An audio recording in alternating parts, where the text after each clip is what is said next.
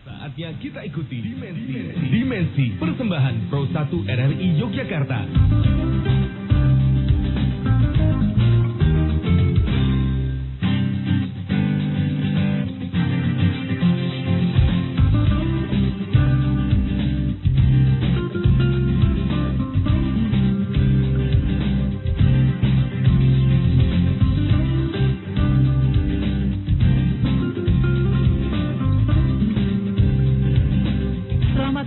Pendengar di mana saja Anda berada, senang sekali pada pagi hari ini Selasa 17 Mei 2016 saya Fetika Andriani berjumpa kembali dengan Anda dalam dialog interaktif Dimensi Jogja.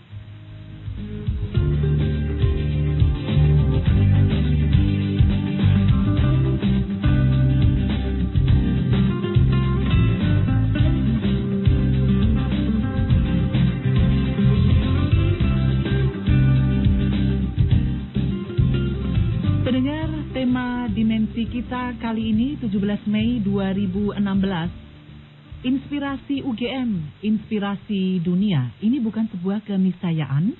Dengan prestasi yang dilahirkan oleh universitas tertua di Republik ini akan menjadi sebuah inspirasi bagi bangsa Indonesia, tentunya juga bagi dunia. Nah, apa tantangan yang saat ini dihadapi di tengah arus globalisasi sekarang ini, kemudian juga di tengah rasa skeptisme bangsa Indonesia saat ini, apa yang bisa dilakukan untuk menjadi sebuah problem solver dari Universitas Gadjah Mada ini? Tentu saja berbagai prestasi segudang yang sudah dilahirkan kita harapkan akan menjadi sebuah pemicu, sebuah tantangan untuk menjadi bagian dari pemecah persoalan bangsa kita, dan tidak menutup kemungkinan adalah untuk dunia internasional. Dan pendengar, senang sekali pada pagi hari ini di studio kami sudah hadir seorang narasumber kami, dan nanti juga insya Allah akan ada juga teman-teman dari mahasiswa Universitas Gadjah Mada. Dan pendengar, nanti kami juga undang Anda untuk berdiskusi bersama dengan kami. Kita membahas tema kita kali ini, inspirasi UGM, inspirasi dunia. Dan di sesi tanya jawab nanti tentu saja Anda bisa mencatatnya terlebih dahulu. Nomor interaktif kami di 580333. Dan bagi Anda yang mendengarkan melalui live streaming kami, Anda bisa menambahkan kode area 0274 580333. Juga bergabung melalui line SMS di nomor 081127119111. Anda bisa mencatatnya terlebih dahulu. Dan baik, saya akan perkenalkan narasumber kami yang sudah hadir di studio kami pada pagi hari ini dengan Pak Ahmad Agustiawan PhD. Beliau adalah Kasubdit Kreativitas Mahasiswa Universitas Gadjah Mada. Selamat pagi, Assalamualaikum Pak Aas, begitu ya panggilan akrabnya ya. Terima kasih Pak Aas, kabar baik pagi hari ini? Baik, Alhamdulillah. Baik, terima kasih Pak Aas. Pagi hari ini di tengah aktivitas Pak ya di kampus begitu menyempatkan hadir di studio RRI untuk kita berdiskusi mengenai satu tema yang cukup menarik ini, Pak Aas, inspirasi UGM, inspirasi dunia.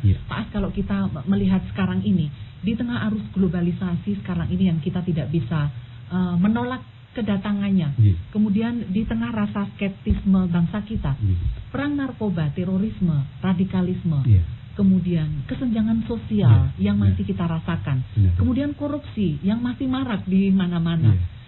Nah, di tengah rasa keputusasaan sekarang ini, tentu saja masih ada harapan, masih ada asa. Kalau kita melihat prestasi yang sudah diraih oleh Universitas Gadjah Mada, para mahasiswa tentu saja melalui riset-riset dosen selama ini, kita harapkan itu menjadi sebuah bagian dari problem solver gitu, Pak Aas. Nah, apa yang selama ini sudah dilakukan Pak untuk para mahasiswa ini dipacu kreativitasnya, prestasinya, dan kelak ke depan diharapkan menjadi sebuah problem solver?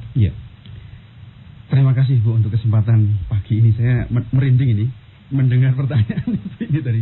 Saya jadi sadar sekali, memang kita itu ternyata dilingkupi seputaran kita itu memang seperti Ibu ceritakan tadi. Sadar atau tidak, tantangan dunia semakin meninggi. Tadi Ibu sebutkan ternyata memang hanya seputaran kita beneran, itu namanya narkoba dan sebagainya. Isu ini adalah isu nasional. Kebetulan UGM juga beberapa waktu yang lalu juga terlibat dan secara aktif berpartisipasi dalam semacam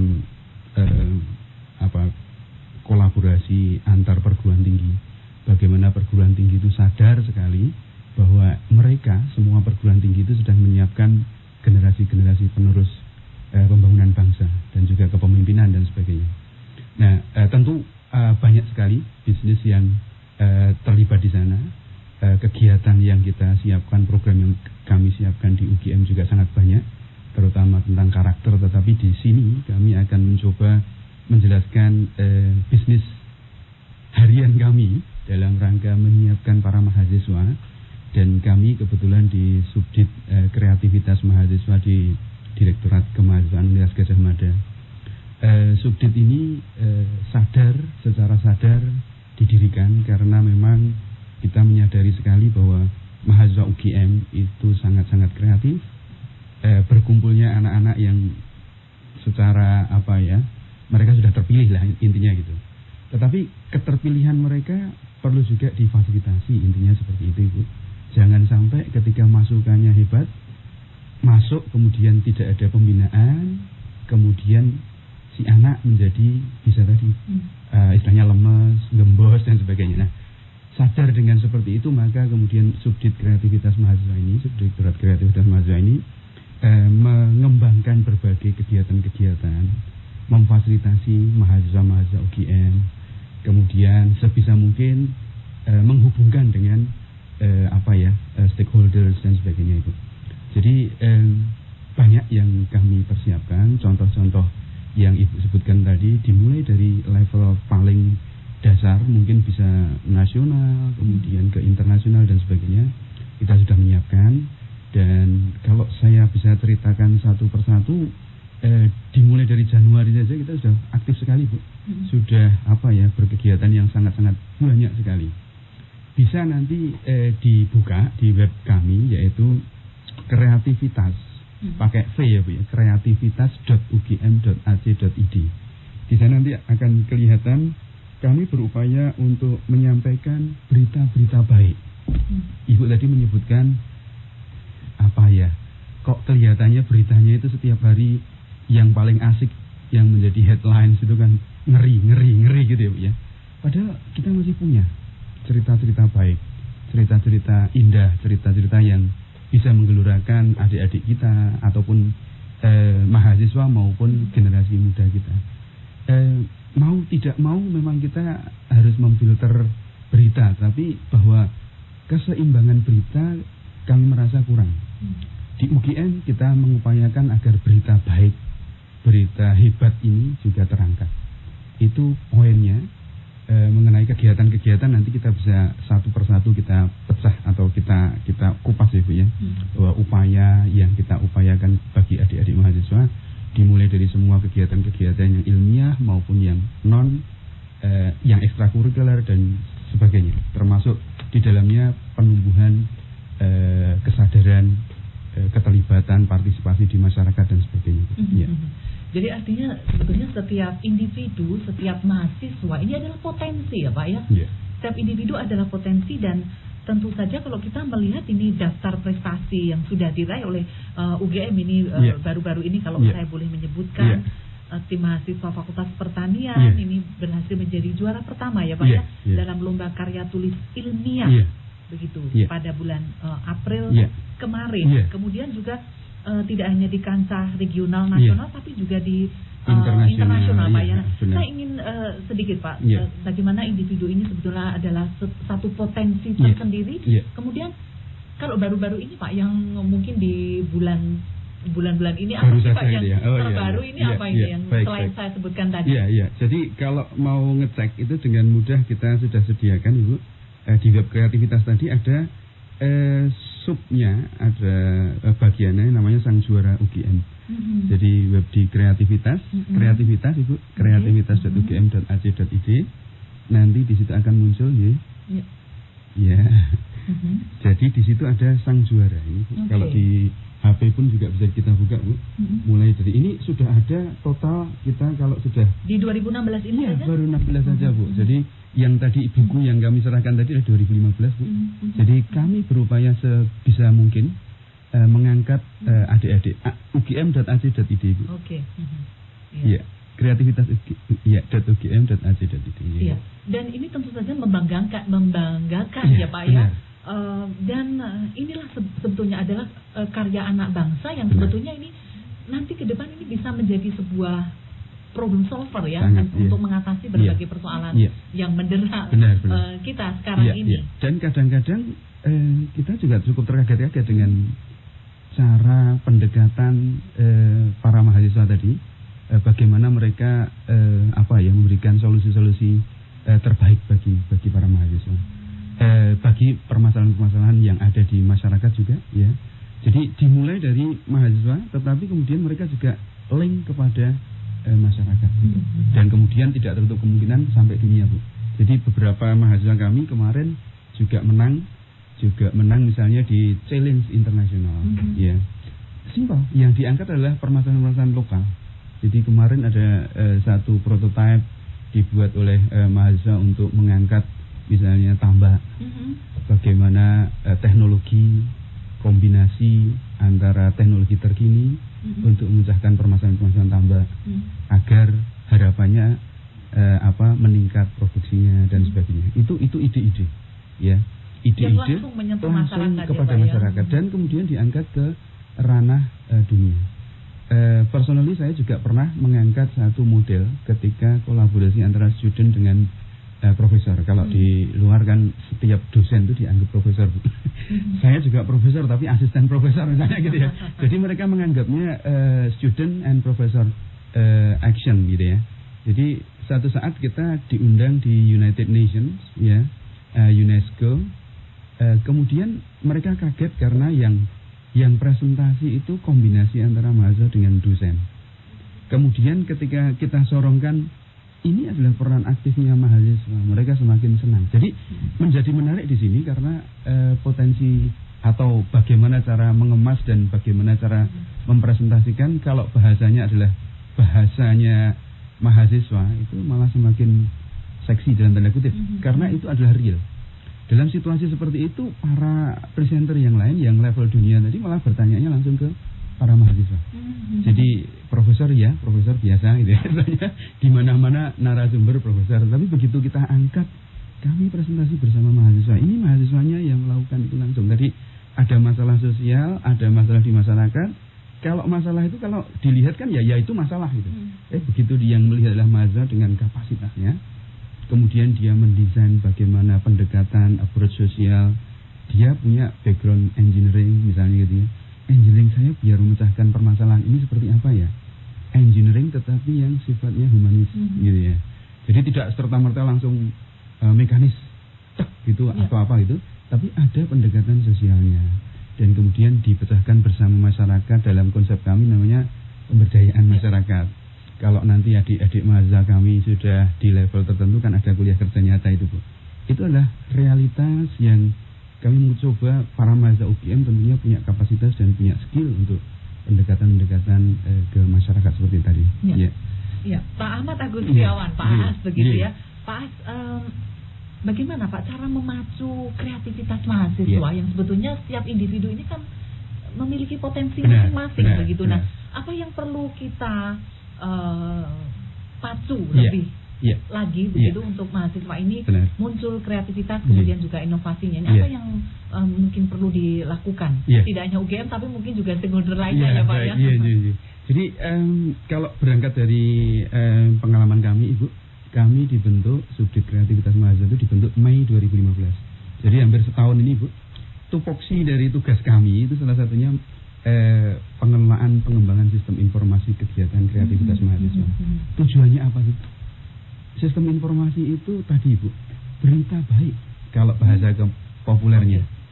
Kalau beritanya agak agak internal ya mahasiswa itu sudah mencapai banyak hal. Ayo disampaikan dong gitu ya. Ini bisa melakukan apa, capaiannya apa dan sebagainya. Kemudian sosialisasi, fasilitasi pengembangan kreativitas mahasiswa, kemudian juga mengelola program pemilihan pembinaan mahasiswa prestasi. Alhamdulillah hari-hari ini kami sudah menghasilkan 2 mapres mahasiswa prasiswa level UGM untuk maju ke nasional, yaitu S1 dan diploma. Jadi setiap tahun UGM berpartisipasi di sana. Dan baru-baru ini kami juga menyiapkan ONMIPA, Bu. ONMIPA itu kontingen yang maju ke semacam kompetisi matematika, fisika, kemudian kimia dan biologi.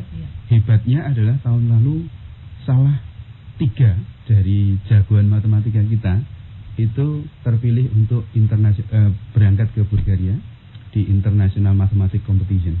Dan itu tidak bayan-bayan istilahnya bahasa Jawanya. Itu berkumpulnya otak-otak dewa, Bu. Dan alhamdulillah kita mendapatkan 1 emas, 1 perak dan honorable mention. Itu sesuatu banget. Baik. Dan yang saya selalu angkat bahwa ini adalah potensi-potensi gede. Kalau Indonesia mau bangun, inilah yang harus diupaini. Jangan hanya model Indonesian Idol yang gegap gempita, X Factor, Ahmad Dhani mencari apa ini.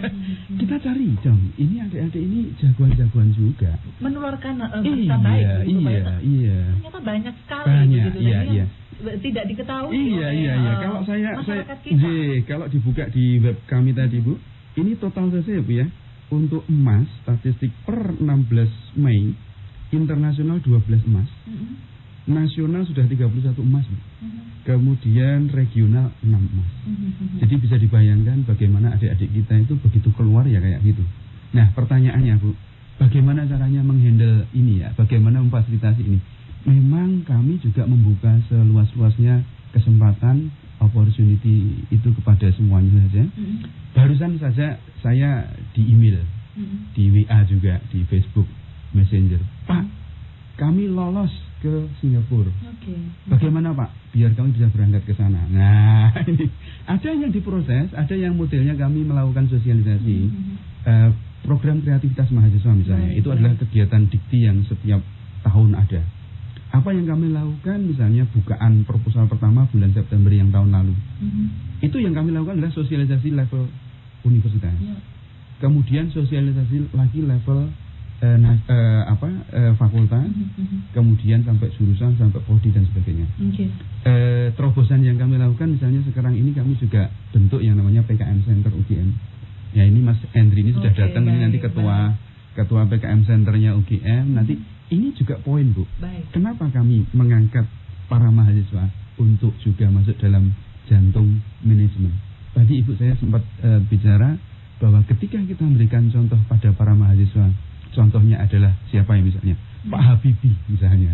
Tapi kan Pak Habibie kan memang orang hebat, jauh banget misalnya gitu ya.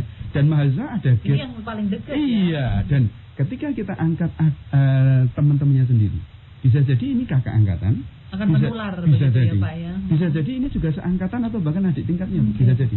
Hanya menang di pengalaman. Kemudian mereka membentuk satu manajemen PKM Center UGM itu diisi oleh dosen pembina kreativitas mahasiswa, ada 22 yang skalanya juga meriah itu ya, dari nasional dan sebagainya, pengalamannya banyak sekali. Kemudian adik-adik mahasiswa. Ya. Dan ini menjadi sebuah berita bagus begitu, Pak, ya.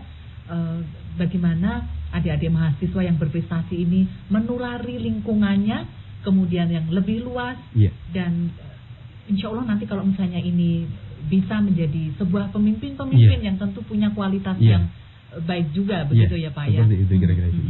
Baik, dan pendengar Pak Aas juga ini di studio kami juga sudah hadir, senang sekali pada pagi hari ini Mas Hendri Giovanni dari Fakultas Sosial Ekonomi.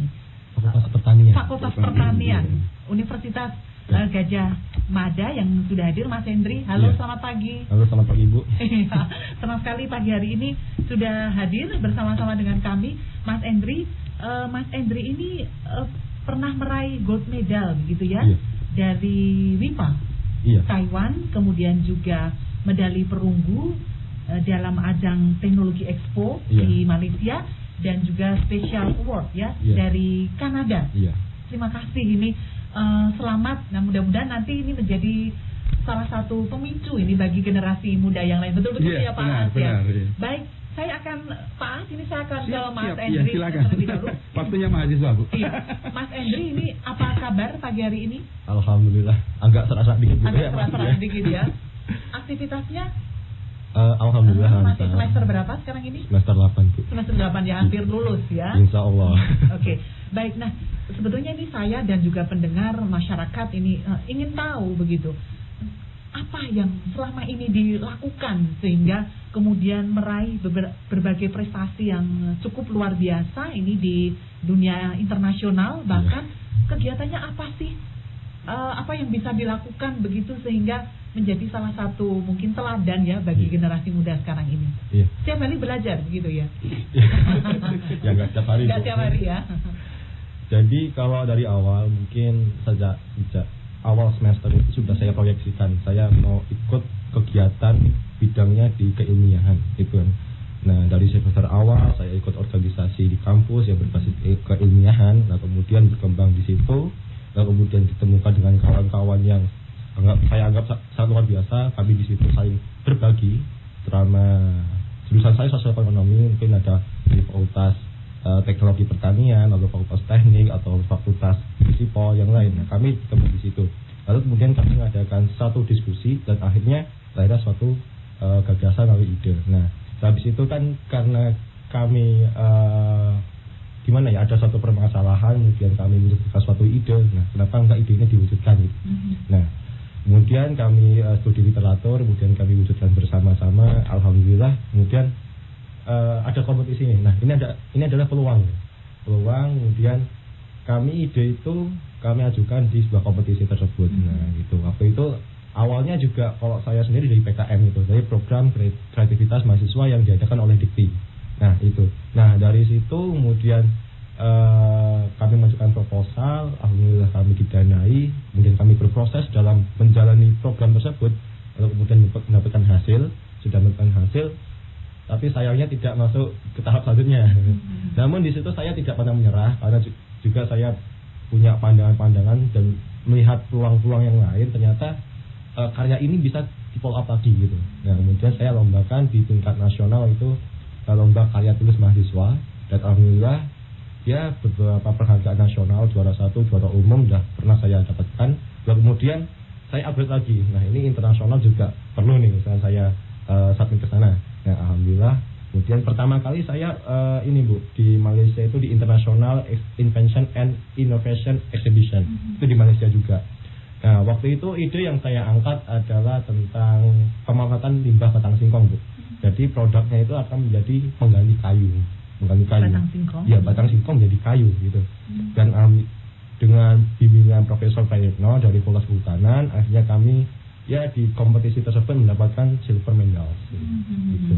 Ini menarik sekali ya, sebetulnya motivasi, kemudian juga barangkali hal yang mungkin perlu kita ajak teman-teman kita begitu. Nah, sebetulnya motivasi yang paling besar ini mengikuti berbagai hal-hal positif seperti sekarang ini, motivasinya apa ya? Motivasi saya gini, saya memandang itu 2015 adalah pembukaan pasar bebas.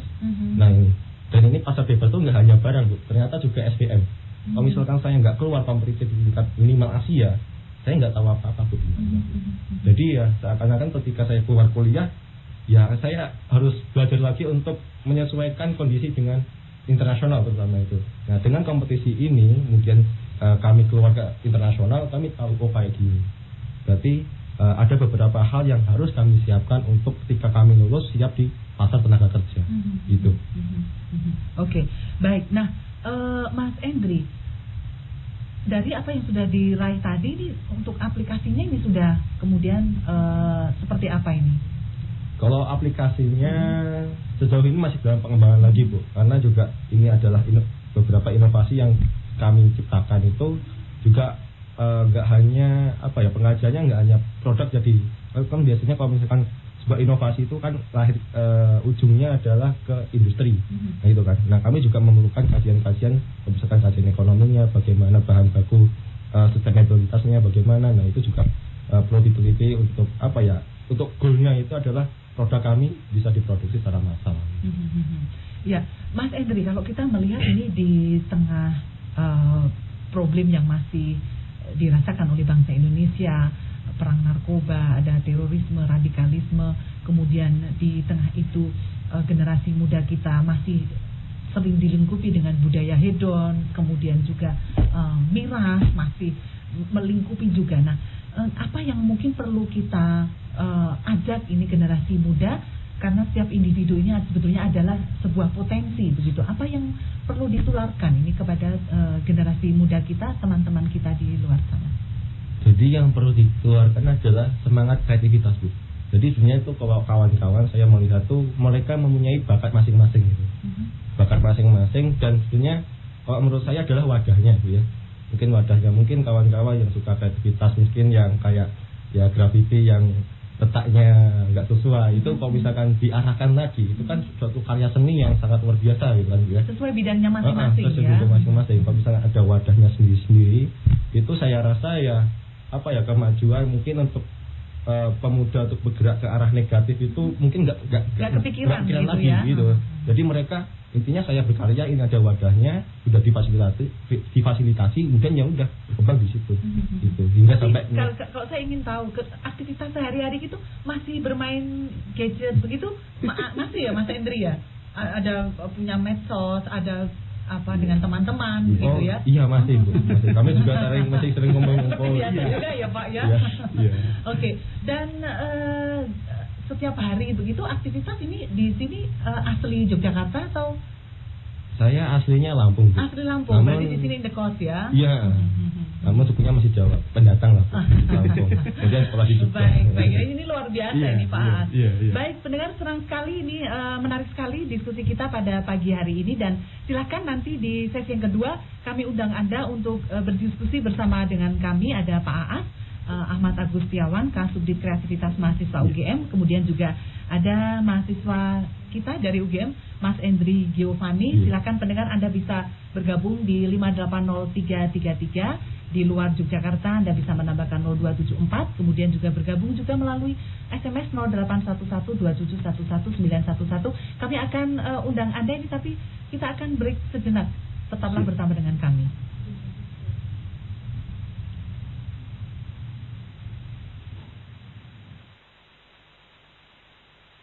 Dimensi, persembahan Pro 1 RRI Yogyakarta.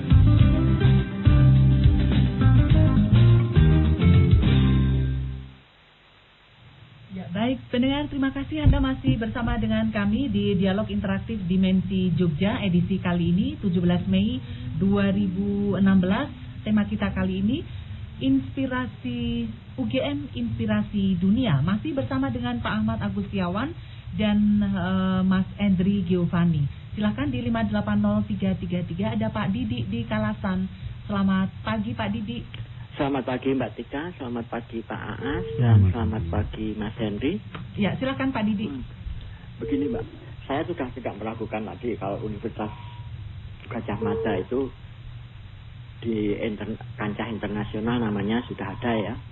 Tapi pertanyaan saya sejak Pak Aas tadi mengutarakan, tadi juga sudah disinggung sama Bu Tika bahwa ini adalah subunit kreativitas daripada Universitas Gajah Mada Pak ya. Nah sekarang dan saya lihat tadi rekornya bahwa di kancah internasional namanya ikut ini. Nah yang saya tanyakan, adakah kendala? Maaf, saya kalau boleh saya menjuluki Pak Aas sama Mas Endri Giovanni ya, nama Itali ini ya.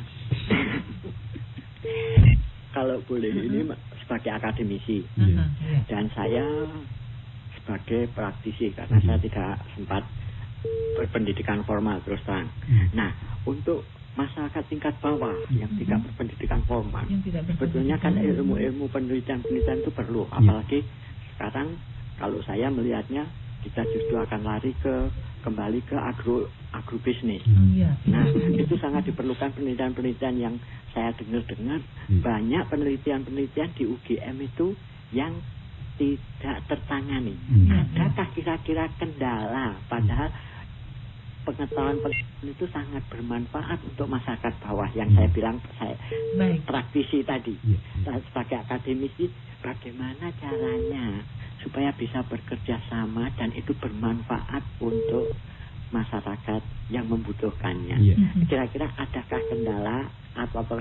Sudah adakah langkah ke arah situ?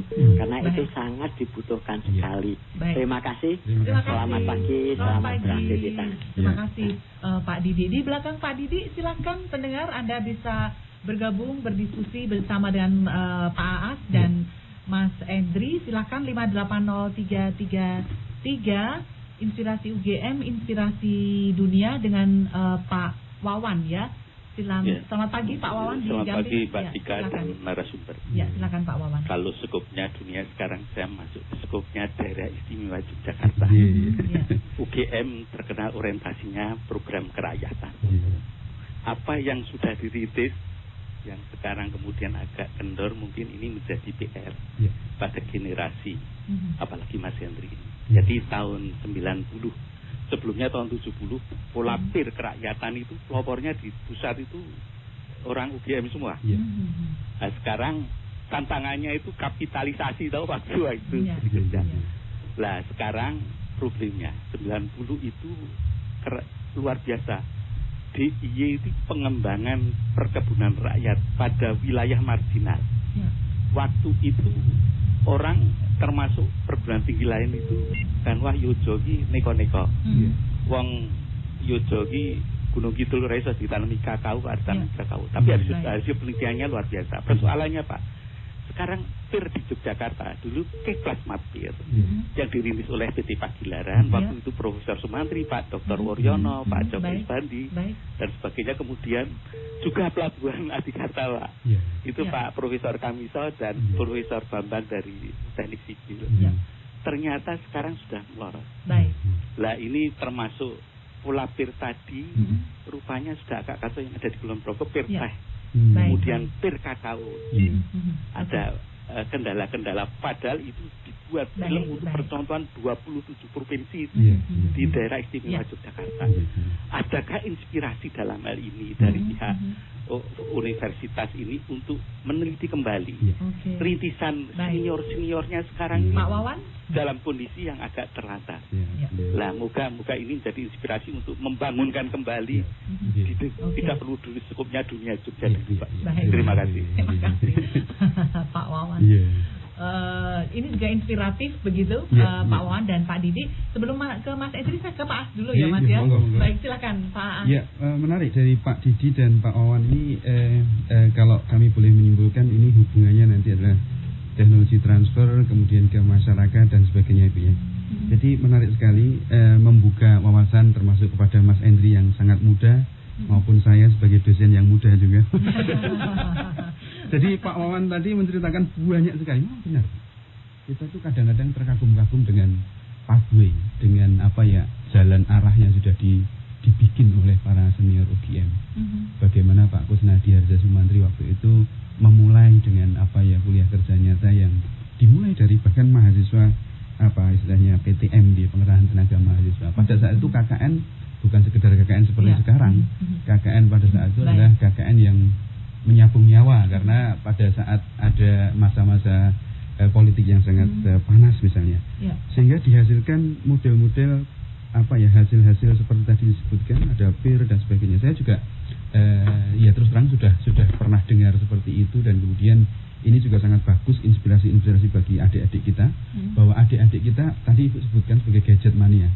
Mas, Mbak, jangan hanya main gadget. Kalau gadget, gitu ya. Kamu statement di situ, tapi mana realnya? Nah, mana karyanya? Iya benar. Gitu, nah, ya. Itulah yang sedang kita upayakan, termasuk ketika kita membungkus sejarah. Jangan hanya dijadikan sejarah masa lampau, kalau bisa kita turunkan menjadi kegiatan-kegiatan kekinian lah. Dan sebenarnya adik-adik kita juga bukan tidak berkreasi yang sangat apa ya, terobosan-terobosan. Karena terobosan-terobosan adik-adik kita meneruskan jejak langkah para seniornya dulu, itu kemudian melangkah dengan zamannya, dengan eranya. Tapi ya. ini nanti barangkali juga akan ditindaklanjuti begitu benar, ya. Benar Ibu. Jadi kalau nanti kalau di bahasa teknologi tepat guna dan transfer teknologi sudah ada lembaganya Ibu. Jadi di tempat di UGM itu dulu namanya LPPM, sekarang menjadi Direktorat Pengabdian Masyarakat dan juga Direktorat Penelitian. Tapi nanti akan kami ada pertanyaan juga ya. Pak Didi, ada kendalanya tidak sih Pak di unit kreativitas ini, kendalanya apa Pak? Kalau di level kami bahasa kami adalah pembinaan, kemudian menyiapkan fasilitasi ke para mahasiswa. Kendalanya? Kalau kendala insya Allah selalu kami mengupayakan, pastinya saat ini kan kami juga sudah di backup dengan apa istilahnya kebijakan-kebijakan misalnya bagaimana memberikan fasilitasi ke mahasiswa. Pasti ada day-to-day activities itu seperti apa dan sebagainya, tapi kami tetap terus akan berupaya sebaik-baiknya. Nah, ya. Bagaimana di tingkat grassroots Pak, ini yang tidak mempunyai latar pendidikan ini, tapi ingin berkreatif juga. Ini yang menarik. Inovasi. Ini yang menarik dari beberapa adik-adik kita yang Mapres. Mapres itu kan sekumpulan para mahasiswa prestasi dari berbagai fakultas. Tahun ini sudah terbentuk komunitas mahasiswa prestasi. Mereka menginginkan kegiatan mereka bukan hanya terlalu eksklusif untuk mereka sendiri. Mereka sudah mencanangkan satu kegiatan yang nantinya akan merangkul model-model seperti grassroots level. Kalau di level yang mahasiswa sudah senior ya tadi kuliah kerja nyata jalurnya. Tetapi kalau yang mahasiswa ini bisa kita berikan tantangan Ibu. Jadi adik-adik kita itu sekarang malah banyak bidding satu proyek proposal baik internasional maupun nasional kemudian diaplikasikan masyarakat itu modelnya. Baik, nah ini Mas Endri, ini ada beberapa tantangan ini khususnya sebagai mahasiswa pertanian agar para sarjana pertanian ini kemudian setelah lulus tidak ke kota begitu Pak, tapi membangun daerahnya. Dan juga ada beberapa tadi yang sudah disampaikan Pak Didi dan Pak Olan, silakan ditanggapi. Jadi kok saya sendiri Pak, kalau misalkan saya sebagai mahasiswa pertanian, jadi kok di tingkat mahasiswa itu ada namanya sebuah kompetisi hibah dari pemerintah namanya hibah bina desa. Dan alhamdulillah saya tahun 2013 itu mendapatkan program tersebut. Itu nilai nominalnya kurang lebih ya di atas 40 juta lah. Nah untuk 100% pembangunan di masyarakat. Dan pada saat itu pada tahun 2013 kami mendapatkan hibah tersebut dan lalu kami melakukan pengembangan di desa letaknya di gunung lereng Merapi, itu di Dusun Tanen kalau nggak salah waktu itu. Nah dan waktu itu kami mengembangkan namanya konsep EAT Kakao atau panjangnya Edu Agro Tourism of Kakao. Cocok dengan yang tadi ya. Ya. Jadi kami waktu itu satu tim jadi 5 tim intinya 5 orang. Lalu dan kemudian kami mengajak mahasiswa pertanian yang lainnya di situ. Jadi di situ kami juga belajar. Awalnya kami mendapat pelatihan, dan di situ kami menerapkan ke masyarakat dan masyarakat ya kami bersama-sama belajar dengan masyarakat bagaimana cara mengolah kakaonya, bagaimana fermentasinya, bagaimana membangun rumah fermentasinya, bagaimana untuk cara pengolahannya secara sederhana gitu. Jadi kalau misalkan tingkat mahasiswa ya menurut saya masih sebatas itu aja gitu. Dan lalu kemudian di program KKN alhamdulillah UGM memfasilitasi program KKN ini sangat menurut saya sebagai mahasiswa itu menambah wawasan yang di kampus itu nggak ada gitu. Jadi yaitu belajarnya di masyarakat gitu. Dan waktu itu alhamdulillahnya kemarin itu juga ada masyarakat desa KKN yang saya KKN itu memberikan komentar positif. Nah pada situ kami programnya adalah kasusnya ada suatu dusun dia memproduksi suatu komoditas kayak olahan makanan potel. Makanan potel itu ya olahan dari singkong fermentasi lah gitu. Nah pada saat itu mereka ini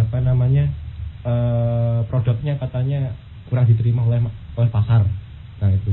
Dan itu sebagai keluhan dari masyarakat, kemudian kami sebagai mahasiswa mendiskusikan dengan kawan-kawan dengan lintas jurusan, dengan FEB, Fakultas Ekonomi Bisnis itu juga ada mahasiswa sana, juga ada mahasiswa hukum juga. Dan kemudian kami memberikan pelatihan kepada masyarakat itu adalah pengolahan packaging, dan pelatihan packaging dan pelatihan bagaimana membranded suatu produk. Nah pada saat itu yang awalnya namanya produk itu adalah 2 zaman. Kami ganti namanya Penakyo.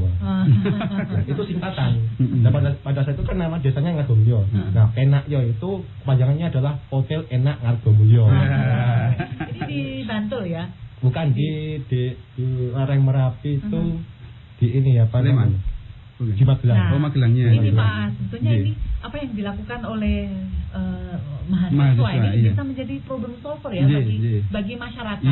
Nah sebetulnya Pak Aas, apa yang mungkin nanti akan dipacu lebih lagi begitu untuk memunculkan entry-entry yang lain ini. Apa Pak yang akan dilakukan? Baik Ibu, ini saya contohkan beberapa produk mahasiswa ya Bu ya. Salah satu produk mahasiswa Inventor Meet Investor. Jadi satu kesempatan prosesi tadi sudah dibuat dan sebagainya tadi, salah satu produk mahasiswa itu sampai dibawa ke presentasi ke depan Pak Presiden Jokowi.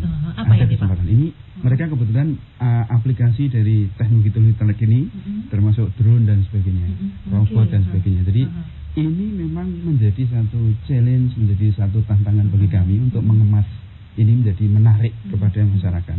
Tentu kami juga perlu adik-adik kita mendapatkan SWOT gitu ya, istilahnya kesempatan, peluang dan sebagainya. Kami berupaya di level kemahasiswaan untuk memberikan pembinaan, fasilitasi, karena toh mereka itu sebenarnya juga sudah jagoan-jagoan.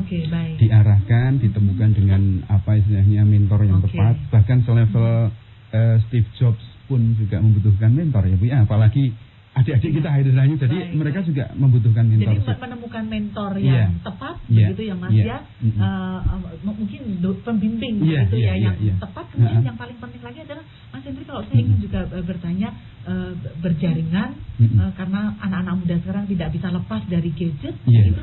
Tapi apa sih yang mungkin bisa kita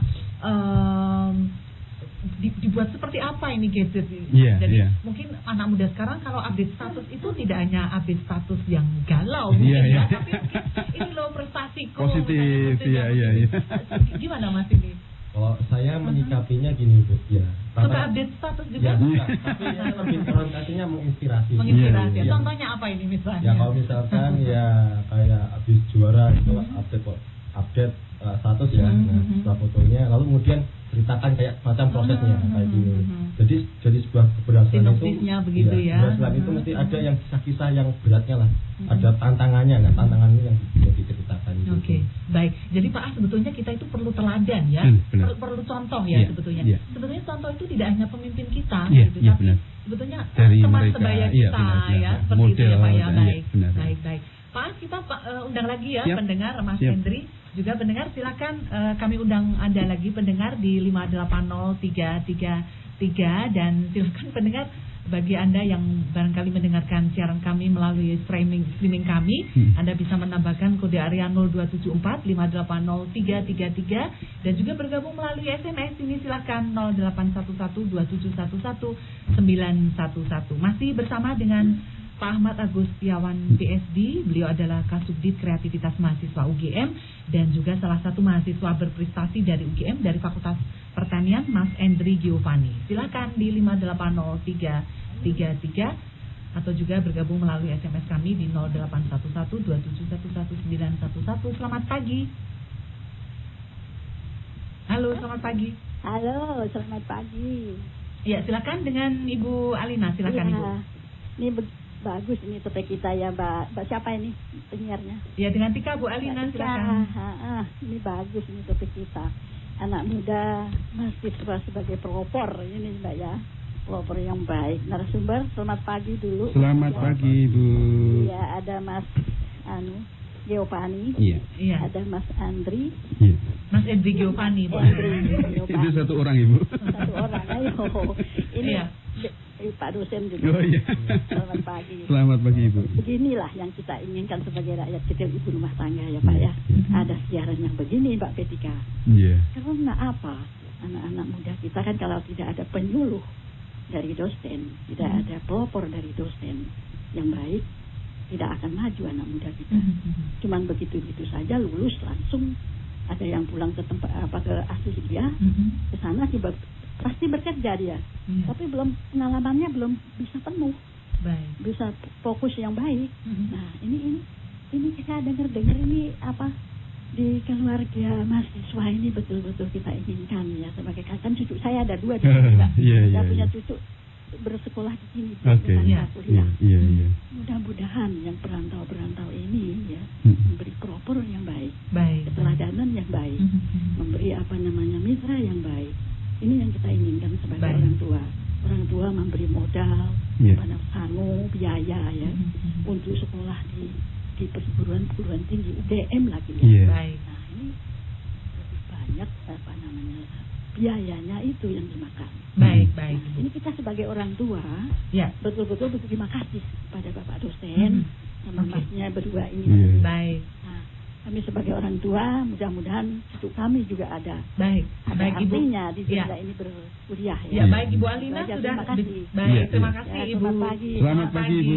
Ini harapan orang tua. Iya, begitu. benar. Dan juga kepada dosen-dosennya juga ini Iya, Pak ya, yang iya. tentu harus ditingkatkan Benar, kualitasnya benar, begitu. Nah, benar. baik pendengar, di belakang Ibu Alina saya buka lagi di 5803333 atau juga bergabung melalui SMS di nomor 0811271111 masih bersama dengan Pak Ahmad Agustiawan, Pak Aas, dan kemudian juga Mas Endri Giovanni, mahasiswa berprestasi Fakultas Pertanian Universitas Gadjah Mada. Baik, dengan Pak Parmin ya, silakan Pak Parmin. Ya, assalamualaikum. Waalaikumsalam, silakan Bapak. Ya, makasih Pak. Kalau ini ya Pak, lulusan IGM tadi mungkin itu saya sudah sering interaktif kok belum ada jawaban, kadang-kadang jenuh. Lah dari mahasiswa pertanian itu apakah bisa memberikan lahan buat saya untuk pertanian ternak ya tanaman keras maksudnya. Nah, demikian saja. Kesatu itu, kedua bisa mensubsidi. Artinya daripada uang itu buat orang asing kan. Ya, kita Pak Parmin ini dari mana Bapak? Halo? Di mana tinggalnya di mana? Lupa Mbak. Karangasem Concat. Oh, Karangasem Condong Catur. Ya, baik. Ada dulu, makasih. Baik, terima kasih. Ini sementara dua dulu. Mas Endri dulu ya Pak. Iya, cocok untuk Mas Endri. Ya silakan Mas Endri. Mengenai Pak Parmin dulu. Iya. Pak Parmin tentang lahan dia. Iya. Nah, jadi di tingkat mahasiswa itu saya juga bergabung di sebuah komunitas namanya AYU, singkatannya AYU. AYU itu panjangan Bu. AYU itu Agriculture Young Organization. Nah, itu juga isinya juga lulusan mahasiswa pertanian yang dia memiliki idealisnya ingin menjadi wirausaha, bukan jadi karyawan. Nah, akhirnya kami ngumpul kemudian membuat produk sesuai dengan bidang-bidangnya masing-masing. Kemudian kami ikuti pameran sana sini kami ikut, lalu kemudian kami menjual produk kami juga sembari belajar di situ. Dan juga kami di situ juga ada tawaran-tawaran juga kami punya channel para alumni yang punya lahan. Kadang-kadang tuh lahan yang di perkotaan namun dia belum untuk dibangun dulu. Namun itu semacam dipinjam kepada mahasiswa gitu. Dan akhirnya mahasiswa di situ sambil belajar juga sambil praktek bagaimana bercocok tani gitu. Dan juga menerapkan inovasi-inovasi yang ada di Fakultas Pertanian ke dalam lahan tersebut. Jadi memang harus langsung terjun begitu seperti ya itu. Pak Aas ya.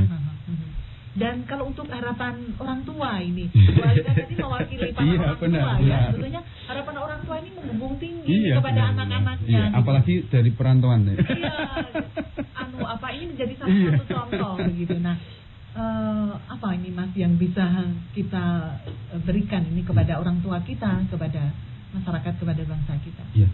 Jadi kalau misalnya bagi mahasiswa, saya dari perantauan Lampung. Awalnya dulu tuh orang tua tuh nggak mau ngelepasin saya, nggak mau ngelepasin kuliah di luar Jawa tuh nggak boleh, juga di luar Sumatera nggak boleh, harus di Lampung. Nah, tapi saya punya aku pengennya di luar Lampung lah, pengen mendapatkan pengalaman yang lebih. Di sini kos ya berarti iya, ya? Kos. Nah, dan kemudian di situ ya orang tua mengeluarkan biaya yang memang cukup banyak sih Bu. Waktu itu juga saya belum mendapatkan beasiswa. Dan kemudian, namun dalam proses itu saya memiliki inisiatif, pokoknya awalnya orang tua mengeluarkan biaya. Namun ketika saya hampir lulus, saya harus memberikan orang tua. Dan alhamdulillah dari semester 6 saya sudah bebas dari orang tua, dalam artian ya semua mandiri finansial juga. Alhamdulillah ya, kalau misalkan orang tua perlu apa, ngirimin ke sana gitu. Baik, ini menarik Pak Aas. Nah, bagaimana ini menjadikan mahasiswa ini paling tidak seperti Mas Aas ini? Mas Endri ya. Endri gimana ya? Ini gimana Pak Aas? Ini nemukan ini juga nggak gampang. Sebenarnya kami kan konsep mencari mahasiswa prestasi juga kami sekarang kembangkan dengan cara scouting ya. mencari dari teman-temannya. Jadi tidak hanya sekedar administrasi saja. Biasanya dibuka kemudian yuk IP-nya berapa kan, kuat-kuatan IP. Sekarang ini paradigma itu akan kita rubah. Paradigma mahasiswa prestasi tadi, prestasi katanya dirubah ya. Iya, dan kan jadi tidak hanya gini sama gini maksudnya seperti itu Bu.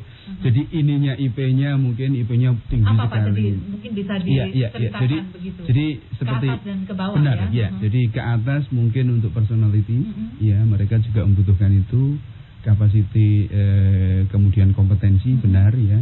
Tetapi bagaimana dengan kesininya, ke horizontalnya, bersosialisasi ilmu untuk rakyatnya seperti apa? Jadi nanti ketika lulus ini tidak kemudian bisa berguna bagi lingkungannya ya. Nah ini menarik Bu. Kemarin kan kami ini sedang membina, dalam tanda kutip menyiapkan mahasiswa untuk lomba olimpiade. Salah satu psikolog kita di UGM itu mewanti-wanti saya, Mas, Anda sekarang sedang membina para mahasiswa kreatif yang hebat-hebat. Jangan biarkan mereka menjadi terlalu asyik dengan dunianya, nerd biasanya ya. Kita sudah pernah beberapa kali cerita tentang bagaimana seorang mahasiswa menjadi dirinya sendiri, lupa dengan masyarakat. Jadi bagaimana kita tidak akan membawa ke arah sana, itu tantangan utama. Karena mereka punya potensi dan tenaganya besar sekali. Lantas bagaimana kita nanti akan membawa mereka ke arah yang realistis ya, ke masyarakatnya, tidak disconnect tetapi terkoneksi dengan masyarakatnya. Dan ini untuk unit kreativitas mahasiswa ini ada di setiap ini Pak ya, program studi, fakultas gitu saat ya, ini Pak, ya? Saat ini di Direktorat Kemahasiswaan UGM, jadi langsung di level universitas.